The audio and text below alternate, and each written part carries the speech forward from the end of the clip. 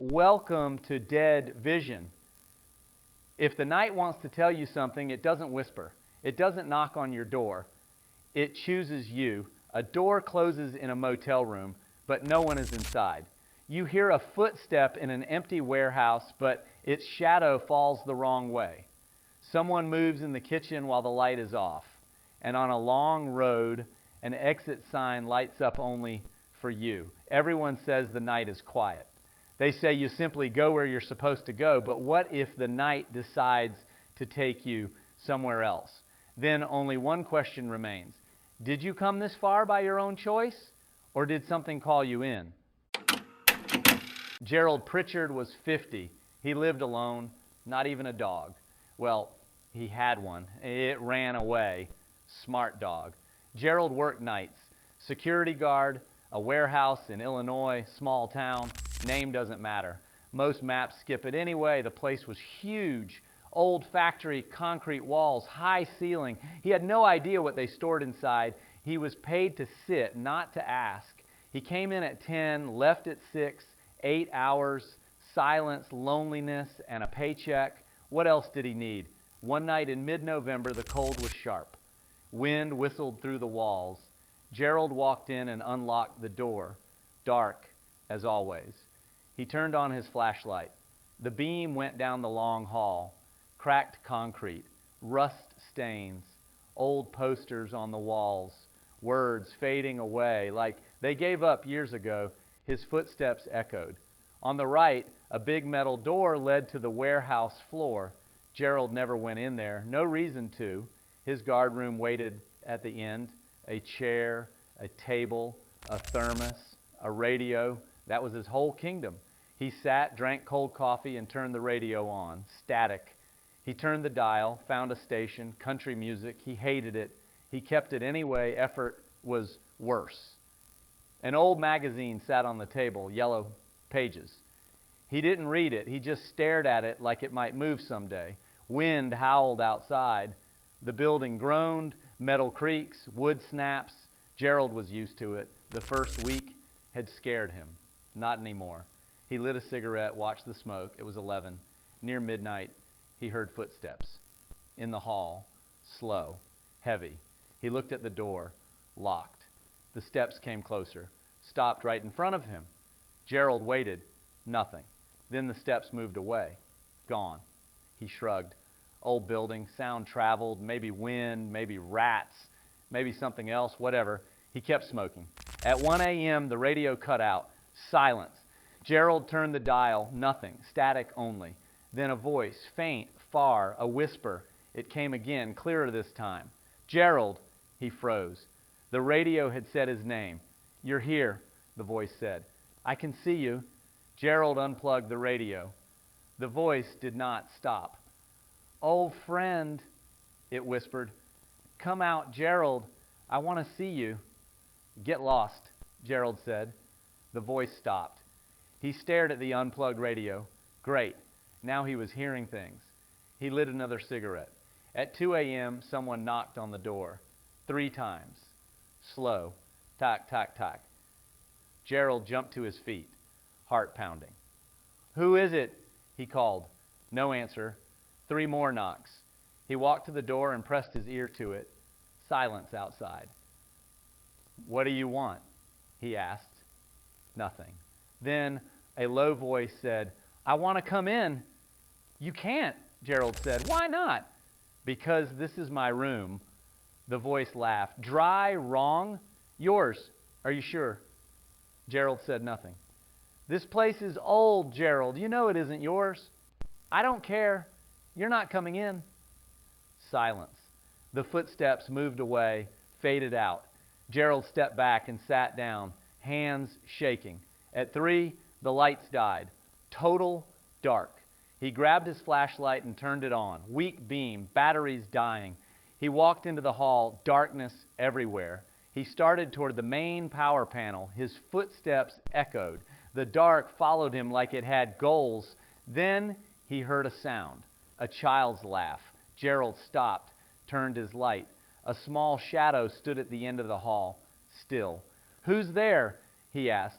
The shadow moved closer. Gerald backed away. The light hit it. A boy, 8 years old maybe, dirty clothes, pale face. "Hi," the boy said. Gerald did not answer. "I'm lost," the boy said. "Can you help me?" "This is a warehouse," Gerald said. "What is a child doing here?" "I live here," the boy said. "No, you don't. Go home." "I don't have one." Gerald raised the flashlight. The light passed through the boy's face like it wasn't there. Gerald stepped back. The boy vanished. Gerald ran. Panic took over. Breath broken, heart slamming. He reached the guard room and locked himself in, leaning on the table, shaking. The radio turned on again on its own. Music played, an old song he almost remembered. Then the song stopped. A woman's voice spoke. "Gerald, why are you running?" He froze. "No one here wants to hurt you." "What do you want?" Gerald said. "I want to talk." "Don't talk to me. Go away." "I can't, Gerald. This is my home. This is a warehouse." It was something else before that, and before that, and before that. But we stayed, all of us. "We?" Gerald asked. "Yes, the children, the workers, the guards, we're all still here." Gerald shook his head. "You're insane." "Maybe, but you are not alone here, Gerald." The radio shut off. Silence again. At 4 a.m., the door opened on its own, slow, creaking. Gerald stared at the hallway. Empty. But he smelled something. Burned. Old. Sharp. He followed the smell to the warehouse floor. The big door was open. He stepped inside. Dark. The flashlight fading. Shadows moved, many of them. Shapes of people working, walking, silent, repeating the same motions over and over. Gerald couldn't breathe. The shadows turned toward him, looked at him, then slowly faded away, one by one, until he was alone. His flashlight died. Dark swallowed everything. At 6 a.m., Gerald walked out of the warehouse. The sun was rising. He got into his car, started the engine, looked in the mirror. His face was pale, his eyes dead tired, but he was alive. Night was over. Gerald went home. He slept.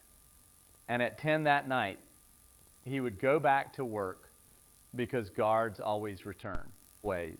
Gerald Pritchard works nights in a warehouse, long hours, quiet halls, all alone. Or at least, that's what he keeps telling himself. Some places never stay empty, and some pass don't know how to leave. They hang around, they get comfortable. Maybe one day Gerald will figure that out. Maybe he'll never get it. Either way, he still walks out every morning for now.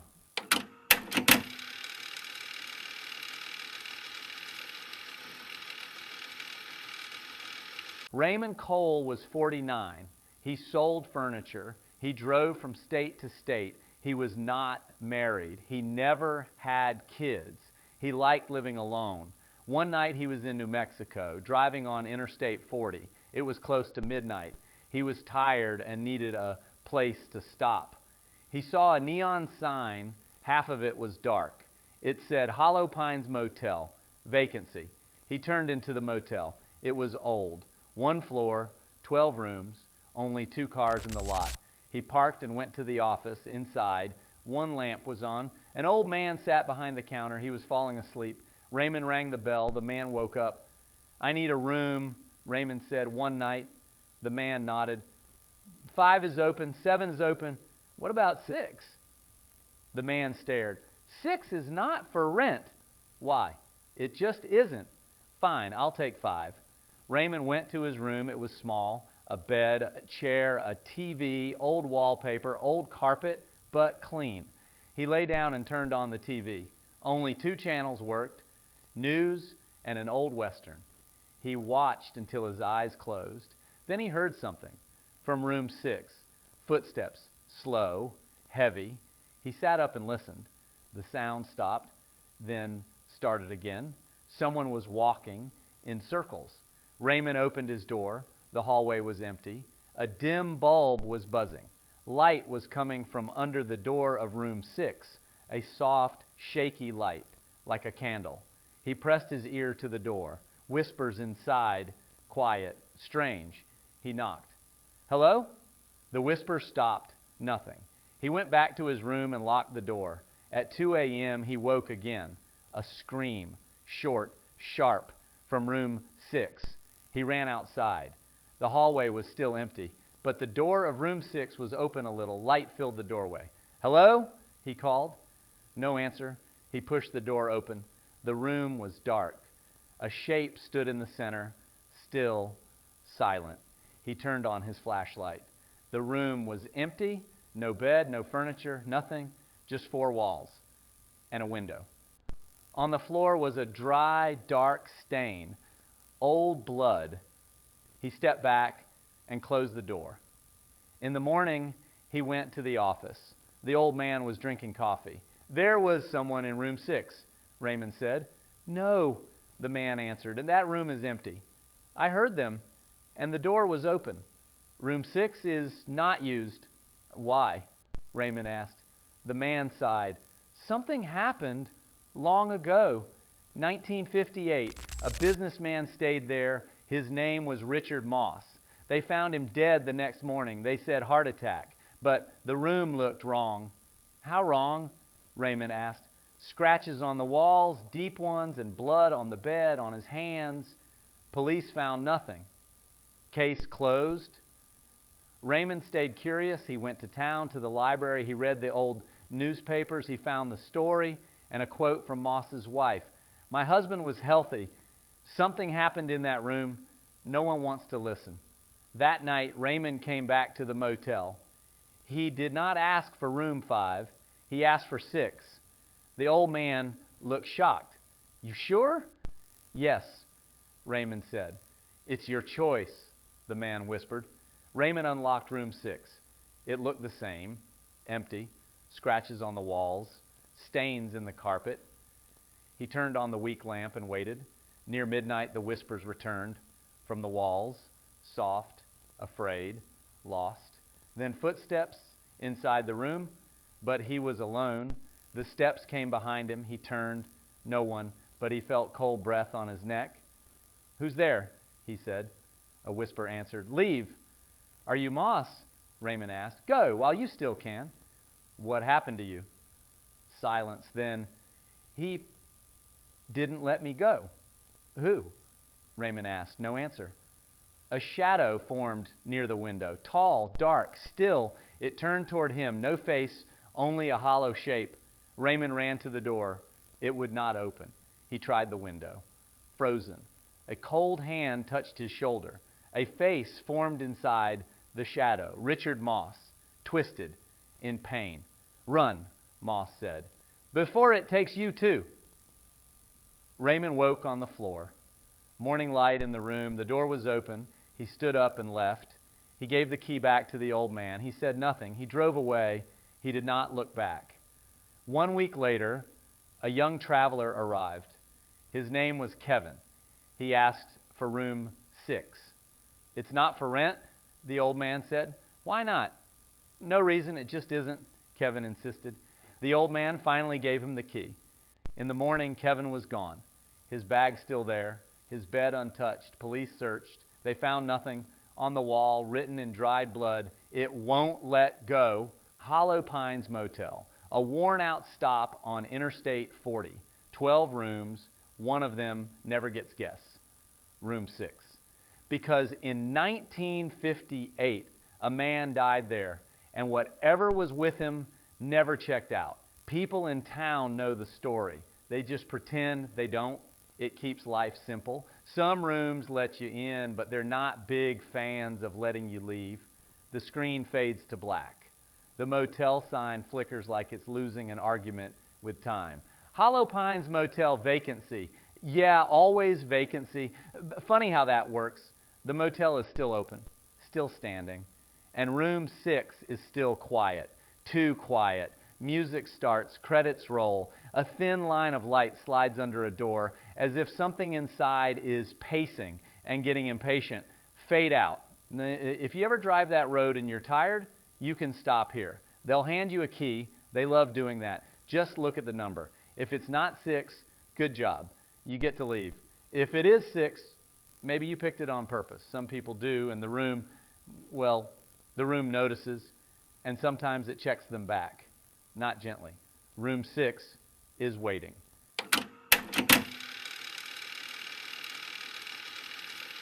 Tyler Cooper worked the night shift at a factory. Every night his shift started at 10.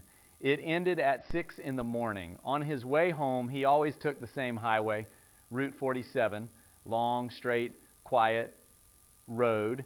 It took 2 hours. Tyler had a green Chevrolet pickup, model year 1972, a thermos of coffee on the seat, country music on the radio. It was a normal night. Nothing was different. Now, up to this point, everything sounds ordinary, right? A man goes to work, drives the same road every night. Of course, the most dangerous things are the ones that feel ordinary because you don't pay attention to them. Tyler left the factory at 10. He sat in the pickup and drank his coffee.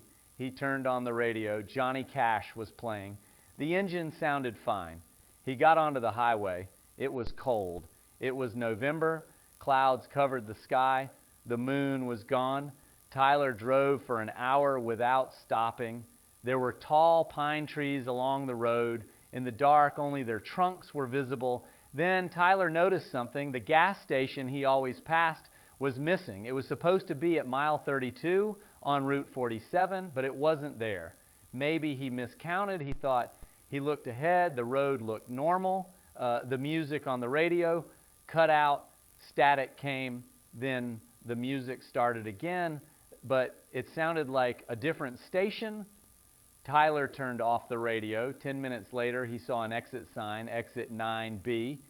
Tyler slowed down. There was no 9B exit. He always turned off at 12A. He had never seen 9B, but the sign was there. Green, old, worn. Tyler opened the paper map in the pickup. He looked at it. There was no exit 9B on Route 47. Tyler closed the map. He kept going. Of course, empty roads at night are always safe. That's what they say. Tyler drove for 2 more hours, but he didn't see anything familiar. No gas stations, no rest areas, no exit signs, just road, a straight, endless road. Tyler's heart started to race. He looked at the speedometer. He was going 60 miles an hour, but the odometer didn't seem to move. He looked again. The numbers looked frozen. Tyler gripped the wheel. Maybe it was just fatigue. His eyes were closed for a moment. No, they were open, but the road stayed the same. It never changed. Then he saw a red light in the distance, neon light blinking. Tyler drove closer. It was a gas station, old, a single pump. In front of it, a sign said, "Open." Tyler let out a breath. There was a gas station, so he wasn't lost. He pulled the pickup in front of it, turned off the engine, got out. Cold air hit his face. The gas station was silent. Inside, a yellow light was on. Tyler walked to the door. An old man was inside, sitting behind the counter. He had a white beard. His eyes looked tired. Tyler stepped in. "Hi," Tyler said. The man slowly lifted his head. He looked at him, but he didn't say anything. Tyler felt uneasy. I'm coming from Route 47, Tyler said. "This is Route 47, right?" The man answered. "I don't know where you came from, son," he said, "but Route 47 doesn't run through here." Tyler froze. "But I've been on Route 47 for 2 hours." The old man shrugged. "Maybe you haven't." The hair on Tyler's arm stood up. "So where am I?" The man didn't answer. He just looked outside. Tyler looked too. The pickup was there, but smoke was coming from under the hood. Tyler ran out. He opened the hood. The engine was hot, but nothing was burning. The smoke vanished. Tyler took a breath. He turned back. The old man was watching him through the glass. Tyler got into the pickup. He turned the key. The engine started. He pulled away fast. Tyler got back to the highway, but he didn't know which way to go. There were no signs, no arrows, just darkness. Tyler turned right. No real reason, just instinct. He drove for 20 minutes. Then he saw the same gas station, the red neon light, the open sign. Tyler hit the brakes. No, that was impossible. He had turned right. He hadn't turned around, but it was the same gas station, same pump, same door, same old man at the window. Tyler hit the gas. He sped past it. His speed increased 80 miles an hour. The road kept going. Then he saw a forest on the left, thick, dark forest. The trees came right up to the road. Tyler drove fast along the edge of the trees. Then he saw something between the trees, something white. It was moving, keeping pace with him. Tyler pressed the gas, 90 miles an hour, but the white thing sped up. It was still there between the trees. It was running, but its feet were not visible, only a white shape. It was not human. Tyler turned on the radio, static. Then a whisper, not words, just sounds. Tyler turned the radio off. The white thing was still there.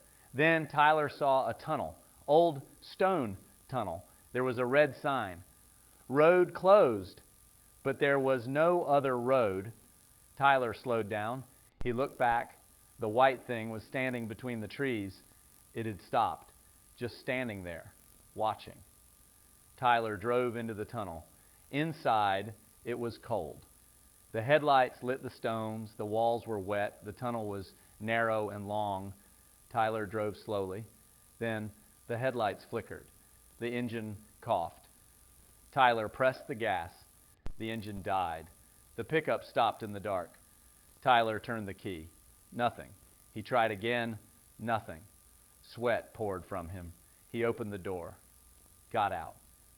The silence of the tunnel filled his ears. He could hear his own breathing. He stepped to the front to open the hood. Then he heard a sound behind him, footsteps, slow, wet. They echoed on the stone floor.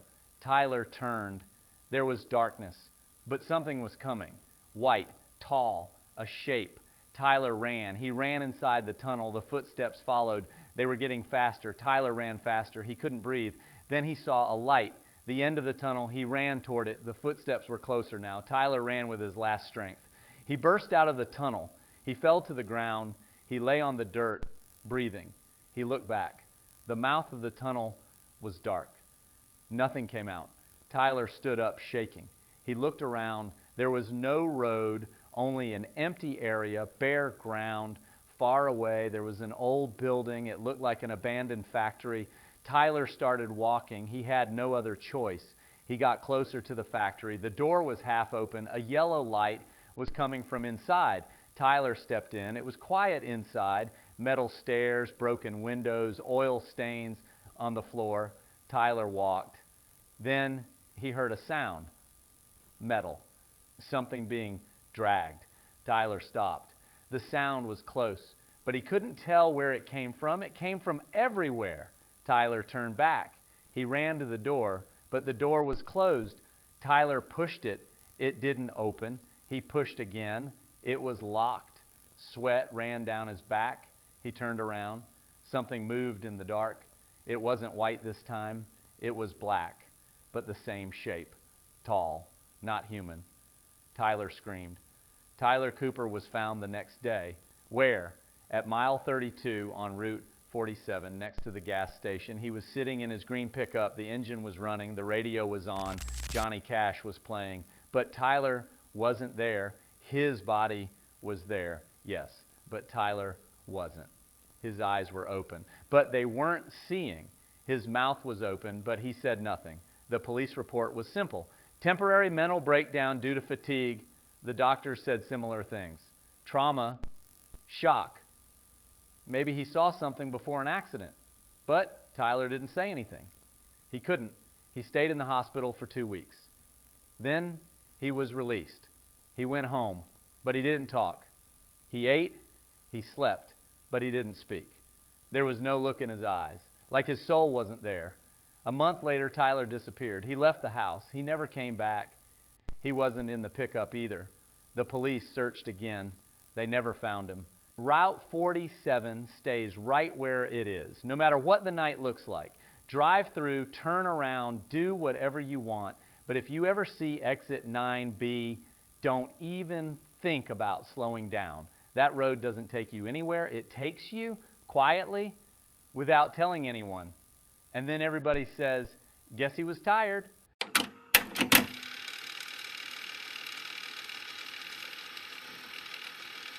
Patricia Hartley was 38. She was a housewife. She lived in Connecticut. Her husband, Robert, was 42. He worked in insurance. They had 2 kids. Amy was 12. David was 9. Their house was from the 1940s, 2 floors, wood, old, but warm. Patricia liked it. It was a quiet street. But last month, strange things began. The first night was simple. Patricia went to the kitchen for water. She turned on the light. Everything looked normal. She drank her water. Then she saw it. The shadow on the wall moved, but no one was there. Patricia was alone. The shadow looked human, tall, thin.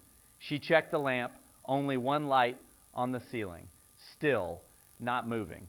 But the shadow kept sliding across the wall, slow, silent. Patricia stepped back. This can't be real. She turned off the light. She ran upstairs. She did not tell Robert. She thought she imagined it. The next night, it happened again. Patricia was asleep. She heard dripping from the kitchen sink. She went downstairs. The faucet was closed tight. The sink was dry, but the sound continued. Drop, drop, drop. She touched the faucet. It was shaking, lightly. Then it stopped. The sound ended. On the third night, it got worse. Patricia went to the kitchen at 2 a.m. She turned on the light. The fridge was humming. Too loud, louder than normal. She opened it. Everything looked normal. But the humming grew, and inside the hum, a whisper, soft, cold. Patricia froze. Who's there? No answer. Only whispering. No words. Just sound. Patricia unplugged the fridge. The humming stopped, but the whisper did not. She turned. She saw the shadow again on the wall.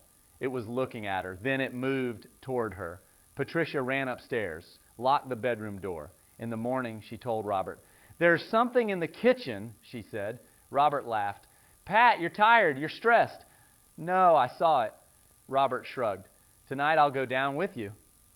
That night, they went together. 12:30. They turned on the light. Nothing. No shadow. No sound. See? Robert said. Nothing. He went upstairs to sleep. Patricia stayed. She waited. 30 minutes passed. Then the shadow returned on the wall, growing, spreading, turning toward her. Patricia screamed. Robert ran downstairs, but the shadow was gone. Pat, you need help, he said. Patricia cried. The next day, she went to the library. She searched old records. She found an article from 1947. Homeowner found dead in kitchen. Dorothy Simmons, age 34, died near the sink, a fall, a head injury. Her husband found her, a tragic accident. 1 week later, another article, the Simmons family moves out. Patricia checked the address. It was her house. Dorothy died in her kitchen. That night, Patricia set up a camera. She pointed it at the kitchen. She waited. Robert slept upstairs. At 2 a.m., the shadow appeared. Patricia turned on the camera. The shadow moved, then stopped, facing her. Patricia stood up. Are you Dorothy? The shadow did not move. You died here in 1947. The shadow trembled. What do you want? It slid toward the sink, stopped there. Patricia walked to the sink. Here, is this where you died? The shadow nodded, slow. I'm sorry, she whispered. I'm so sorry. The shadow turned to her, then faded away, gone. In the morning, Patricia watched the camera. Nothing was recorded, only an empty kitchen. But she knew what she saw. That night, she went down again. No shadow came. Silence, complete silence. Patricia smiled. Dorothy was gone, at peace. But the next night, Robert went to the kitchen, midnight, for water. He turned on the light. He saw a shadow on the wall. It was moving. Not Patricia's, someone else's. "Who's there?" he said. The shadow turned, looked at him. Robert screamed. In the morning, Patricia found him on the floor, unconscious. She called an ambulance. He woke up, but he did not speak. He just stared, blank. Doctors found nothing. Robert stayed in the hospital for a week. When he came home, he never entered the kitchen again, ever. 6 months later, the Hartley family moved out. They sold the house. A young couple moved in, no kids. The first night was normal. The second night, the woman went to the kitchen, midnight. She turned on the light. She saw a shadow on the wall. It moved, slow. She stepped closer. "Hello?" The shadow turned, looked at her. She screamed. There's an old house in Connecticut. Dorothy Simmons died in the kitchen back in 1947, and her shadow never got the memo to leave, so it stays every night on the wall, moving a little, watching a lot, waiting for whoever shows up next. Patricia Hartley saw her. Robert did too. And now it seems everyone gets a turn, because some shadows don't fade, some kitchens don't rest, and some deaths just refuse to mind their own business. So here's some free advice. Don't go to the kitchen at night, especially at midnight. Dorothy hates being ignored. And if you do see a shadow on your wall, keep it simple. Don't step closer. Don't try to talk. It's not a reflection. It's a person. And she is very done being alone. Good night. And please don't stare at the wall.